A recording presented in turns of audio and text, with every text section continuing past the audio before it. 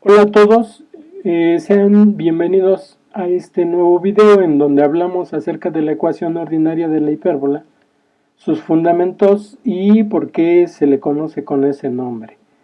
Bien, antes de entrarle al tema de este video, debo de aclarar que normalmente en los cursos de geometría analítica se analizan los casos de la hipérbola horizontal y de la hipérbola vertical. La hipérbola horizontal tiene esta configuración y la vertical esta configuración. En el primer caso, la hipérbola horizontal recibe ese nombre porque el eje focal es horizontal y el eje normal es vertical. Tenemos una rama derecha y una rama izquierda. En el caso de la hipérbola vertical, el eje focal es vertical y el eje normal es horizontal.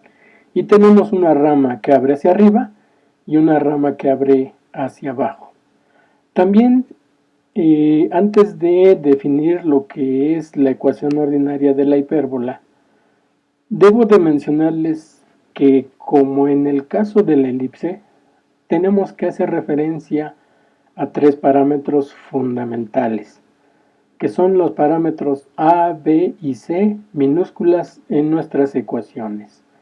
A es la mitad del eje transverso. Recordar que el eje transverso es el segmento de recta que tiene como extremos los vértices.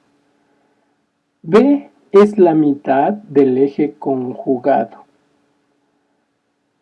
Es decir, que B es la mitad de la longitud del segmento de recta que une los puntos B' y B mayúsculas en el gráfico.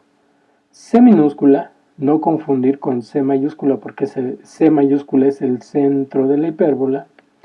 C minúscula es la distancia que se mide desde el centro a cada uno de los focos. En este caso, en el gráfico estoy mostrando a C como la distancia que se mide desde el centro hasta el foco F', ¿no? En este caso, el foco que aparece a la izquierda del centro para el caso de esta hipérbola horizontal. Una vez aclarado eso, vamos a ver en qué consiste la ecuación ordinaria de la hipérbola. Bien, la ecuación ordinaria de la hipérbola es aquel modelo matemático que rige o que modela la gráfica de la hipérbola. Pero el centro está en cualquier punto del plano cartesiano, es decir, es un caso general. Un caso particular es cuando el centro, y yo siempre he comentado eso, que cuando el centro está exactamente en el origen del sistema de referencia de nuestro plano cartesiano, es un caso particular de la ecuación ordinaria. Es decir, la ecuación ordinaria modela una hipérbola cuyo centro puede estar en cualquier eje, sobre cualquier eje, en cualquier cuadrante, excepto el origen. A eso me refiero. Entonces, no me preocupo tanto por el caso en el que el centro es 0, 0, porque es un caso particular de la ecuación ordinaria. Entonces, finalmente la ecuación ordinaria de la hipérbola es aquella ecuación que modela a mi hipérbola cuando el centro no coincide con el origen del sistema de referencia. Pensemos, por ejemplo, en el caso de la imagen que les estoy mostrando. Pensemos que el centro tiene como coordenadas h, k y que los focos, en este caso se trata de una hipérbola horizontal, están ubicados en h más c, k y en h menos c, k, y los vértices en h menos a, k y en h más a, k. Pensemos que ese sea el caso y que estamos analizando una hipérbola horizontal. Esas ideas se trasladan también al caso de la hipérbola vertical. Bien, La concepción fundamental para llegar a la ecuación ordinaria se basa en la definición que establece que si P es el punto generatriz y pertenece al lugar geométrico de la hipérbola, debe de cumplir esta condición, que el valor absoluto, acá está, el valor absoluto, de la diferencia de sus distancias a los focos debe ser una cantidad constante, aquí en el gráfico. La diferencia de sus distancias a F y a F' debe ser una cantidad constante. Ya la habíamos por ahí mencionado en algún video, que esa cantidad constante es la longitud del segmento que une los vértices, en este caso de mi hipérbola.